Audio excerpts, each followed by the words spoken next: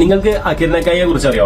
ജപ്പാനിലെ ഒരു ആർട്ടിസ്റ്റ്, കാറുകളുടെ മുകളിൽ ഡിസൈൻ ചെയ്യുന്ന ഒരു ആർട്ടിസ്റ്റ് അകിർ നക്കായെ കുറിച്ച് നിങ്ങൾക്ക് അറിയോ? ഞാൻ കഴിഞ്ഞ വെള്ളിയാഴ്ച ഞാൻ എൻ്റെ ഒരു സോൺ കൊടുത്തിട്ട് അതിൽ നിന്നും ട്രെയിൻ എടുത്ത് ടേപ്പ് അടിച്ചപ്പോൾ ഒരുപാട് ആൾക്കാർ എന്നോട് വളരെയധികം നല്ല രീതിയിൽ നിങ്ങളെ സോണുകൾ അടിപൊളിയാണ്, നല്ല രീതിയിൽ പ്രോഫിറ്റ് ആവാൻ പറ്റുന്നുണ്ട് എന്ന് പറഞ്ഞു. പക്ഷെ ഞാൻ കഴിഞ്ഞ ഒരു വീഡിയോയിൽ ഗോൾഡിന്റെ മൂവ്മെന്റ്സിനെ കുറിച്ച് പറഞ്ഞപ്പോൾ അതിൽ ഒരുപാട് നെഗറ്റീവ് കമന്റ്സ് വന്നു. അപ്പോൾ ആ നെഗറ്റീവ് കമന്റ്സിൽ പറയുന്നത് പിന്നെ കുറെ നെഗറ്റീവ്സ് ഉണ്ട്, നമ്മളെല്ലാം പറയാൻ പറ്റുന്നില്ല. പക്ഷെ എനിക്ക് നിങ്ങളോട് പറയാനുള്ളത് ഒരു മിനിറ്റ് അല്ലെങ്കിൽ 1.5 മിനിറ്റിന്റെ വീഡിയോസാണ് നമ്മൾ ചെയ്യുന്നത്. അപ്പോൾ അതിൻ്റെ ഉള്ളിൽ നമുക്ക് ഒരു സബ്ജക്റ്റിനെ കുറിച്ച് പറയുമ്പോൾ അതിനെക്കുറിച്ച് പറയുന്നതിൽ പരിമിതികളുണ്ട്. എത്രത്തോളം പറയണ്ടെന്നൊക്കെ നിങ്ങൾക്ക് അറിയില്ല. എല്ലാം കൂടി ഒരു വീഡിയോൻ്റെ ഉള്ളിൽ നമുക്ക് എന്തായാലും കൊള്ളിക്കാൻ കഴിയില്ല.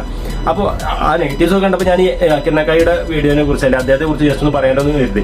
ഇപ്പോൾ അകിർ നക്കായി എന്ന് പറഞ്ഞാൽ ജപ്പാനിലെ ഒരു ആർട്ടിസ്റ്റാണ്. ആർട്ടിസ്റ്റ് മീൻസ് അയാൾ ഈ പോർഷെ കാറുകളുടെ മുകളിൽ ഡിസൈൻ ചെയ്യുന്ന ഒരാളാണ്. അപ്പോൾ ഈ പോർഷെ കാറുകൾ എന്ന് പറഞ്ഞാൽ ഓൾറെഡി പോർഷെ കാറുകൾ എന്ന് പറഞ്ഞാൽ എന്താണ്, ഓൾറെഡി കാണാൻ നല്ല ഭംഗിയുള്ള കാറുകളാണ്, അത്യാവശ്യം നല്ല പിന്നെ ഡിസൈനും കാര്യങ്ങളൊക്കെ ഉള്ള കാർ. അപ്പോൾ ഇതിന്റെ മുകളിൽ ഇനിയിപ്പോൾ ഇയാളുടെ കൂടെ എന്തിനാണ് ഒരു ഡിസൈൻ ചെയ്യുന്നതെന്ന് പറഞ്ഞിട്ട് കുറെ നെഗറ്റീവ്സ് ആയിരുന്നു ഇയാൾക്ക് വന്നിട്ടുണ്ടായിരുന്നു ഈ തുടക്കത്തിൽ തന്നെ.